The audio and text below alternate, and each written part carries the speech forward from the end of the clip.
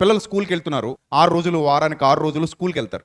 రోజు విడిచి రోజు స్కూల్కి వెళుతూ వస్తూ కాలం గడుస్తున్న కొలది వాళ్ళు గెయిన్ అవ్వాలా, ఇంకా కింది స్థాయికి పోవాలా? అంటే మెచ్యూరిటీ లెవెల్స్ ఏమవ్వాలి? పెరగాలి. నాలెడ్జ్ ఏమవ్వాలి?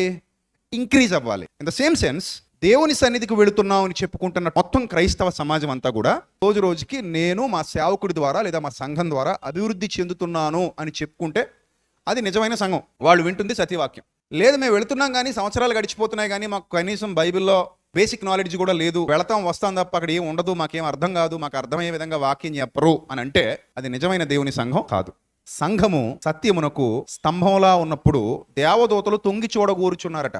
ఆ సంఘంలో వినబడుతున్న దేవుని యొక్క విధులను గూర్చి, సంఘం ఏ విధంగా పరిణతి చెందుతుంది అనే దాన్ని గూర్చి దేవదూతలు తొంగి చూస్తూ ఆ సంఘం యొక్క ఎదుగుదలను బట్టి పరలోకంలో గొప్ప సంతోషం కలుగుతుంది. బిడ్డ పుట్టినప్పుడు ఎంత ఉన్నాడో అంతే ఉండిపోతే ఏ తల్లి తండ్రికి సంతోషం ఉండదు. పుట్టిన తర్వాత కొన్ని రోజులకి మాటలు రావాలి, లేకపోతే తల్లి తండ్రికి ఏముండదు, సంతోషం ఉండదు. ఆ మధ్యకాలంలో ఒక ఆవిడ వచ్చింది, 4 ఏళ్ళు వచ్చేసాయండి, బాబుకు మాటలు రావట్లేదు, సో డాక్టర్ దగ్గర తిప్పుతున్నామని చాలా బాధపడింది, ప్రార్థన చేయండి అని. అంటే 4 సంవత్సరాల లోపే పిల్లలకి ఏమొచ్చేయాలి? మాటలు వచ్చేయాలి. చిన్న చిన్న పదాలు పలుకుతూ ముద్దు మాటలు మాట్లాడుతూ ప్రాక్టీస్ చేస్తూ ఉండాలి.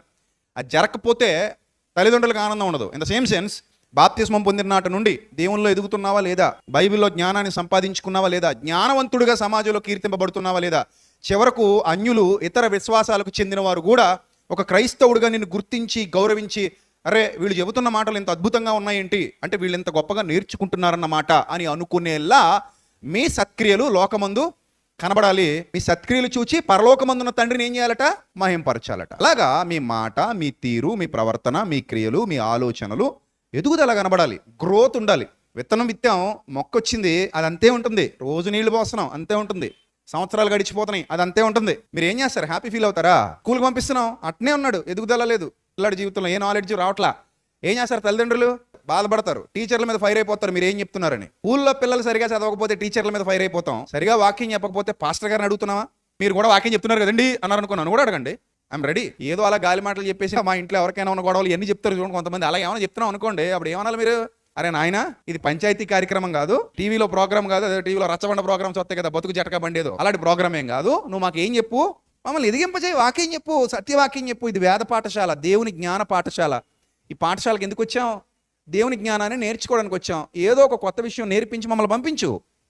ప్రతి వారం ఆత్మీయంగా మమ్మల్ని బలపరచు. ఒక మెట్టు ఎక్కుతున్నాం అని అనిపించేలా చెయ్యి. దాన్ని మేము ఫాలో అవుతాం. అలా ఫాలో అయితే మేము పరలోకానికి దగ్గర అవుతాం.